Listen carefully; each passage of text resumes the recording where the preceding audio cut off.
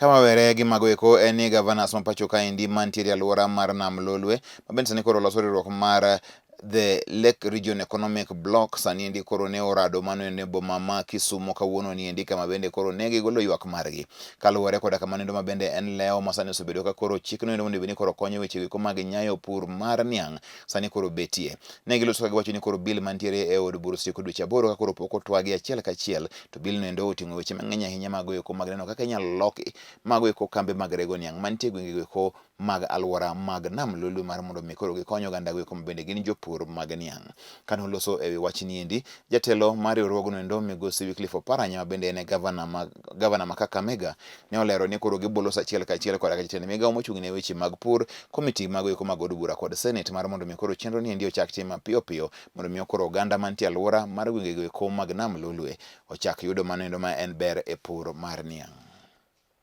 We are also requesting that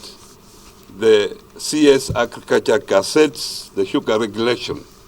which was agreed upon by all stakeholders sometimes last year, that up to the moment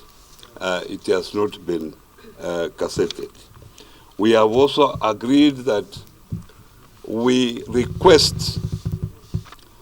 the CS Agriculture to suspend importation of sugar. For the last few months, they have been able to give licenses and importation of about 43,000 tons of sugar were imported in this country,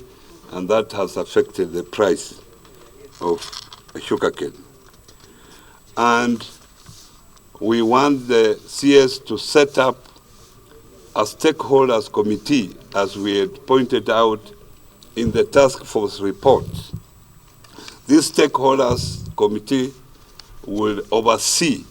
the implementation of the various legislation that will be in place and ensure that there is proper, sustainable structure that will sustain the sugar sector.